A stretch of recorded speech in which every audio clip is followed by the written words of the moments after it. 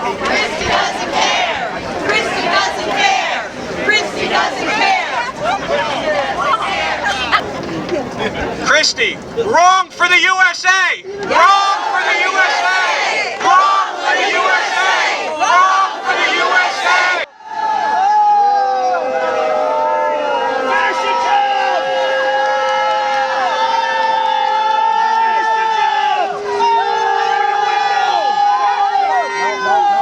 I will stand up and I will speak out for the people of New Jersey. And let me tell you why. Today, Governor Christie is announcing that he's officially running for president. In the coming days and weeks,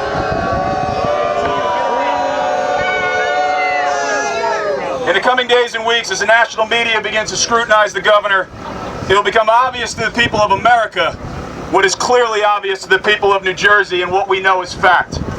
Governor Christie is an abject failure as a public servant.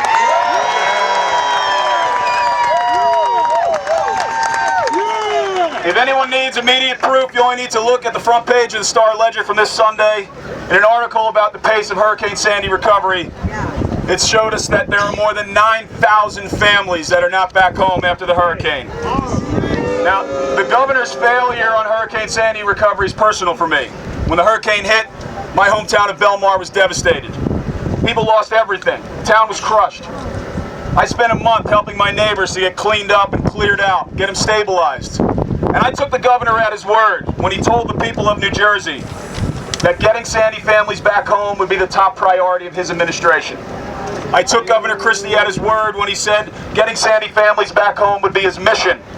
And I believe the governor when he said that he would not rest until every Sandy family was back home. Liar. Well, you're right. Governor Christie lied. He's abandoned our Sandy families. He's failed his mission. He has not gotten these families back home. In fact, in his 2015 State of the State address, the words hurricane and Sandy were never mentioned. Now, when I, along with the New Jersey Organizing Project, challenged Governor Christie in Belmar in October of last year, when we demanded accountability, when we demanded transparency, the governor's response to me was sit down and shut up. Now, I have made it clear that I will do neither. That is why I am running for the State Assembly in the 30th District. The people of New Jersey need a voice. Someone needs to stand up to this bully. Governor Christie needs to be held to account. While our fellow residents continue to suffer, Governor Christie has spent more than 200 days of the last year outside of the state campaigning for a job that he will not get while ignoring the job that people elected him to do. Instead of being inside his high school alma mater, talking about his ego-driven vanity run for president, he should be in his office right now in Trenton doing the work to get those families back home.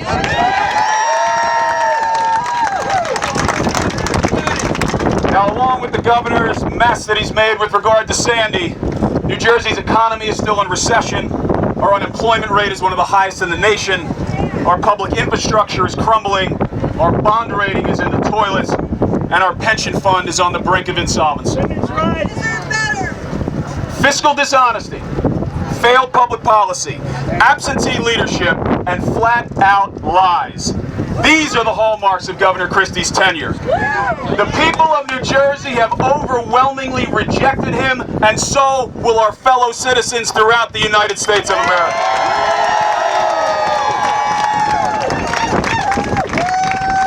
New Jersey and America deserve leaders who are committed to service, who believe in transparency, fiscal honesty, the promotion of the common good. Governor Christie does none of these. In fact, Governor Christie is everything that is wrong with politics in America. That's right. So now we've heard the problems. What now do we do? Do we want the state to make the payments that it's supposed to make into the pension fund? Do we want to get our transportation trust fund back on track so we can invest in our bridges, our tunnels, and our roads? Do we want our government to make polluters like Exxon pay for what they've done to our state? If you said yes to any of these, then together we have work to do. When I won my first election, when I ran for the city council in Asbury Park, I ran against the majority. I was the only one for my ticket that won. The day after the election, I go to lunch with the deputy mayor. I sit down at the table and he smiled at me and he waved 3 fingers in front of my face. He said, if you want to get anything done, you need 3 votes. And it was in that moment that I understood the power of a legislative majority. It was there that I realized that none of our good ideas, none of our good intentions, none of our powerful demonstrations mattered if we didn't have the votes to get the job done. In our state house right now, it is not enough that we have a legislative majority. Why? Because we have a governor who's in denial. He tells a good story, but his stories are fairy tales. He's in denial about the economy. He's in denial about the pension fund. He's in denial about the progress of Sandy recovery. And again, our state assembly and our state senate send policies to his desk to get New Jersey back on track. And again, Governor Christie vetoes those policies. It is not enough in this moment for us to simply have a majority. As I learned as a freshman councilman in Asbury Park, again, we can have the best ideas and the best intentions, but without the votes, none of it matters. That is why together, from this day forward until the 2015 election in November, we must work to win a super majority in the state assembly.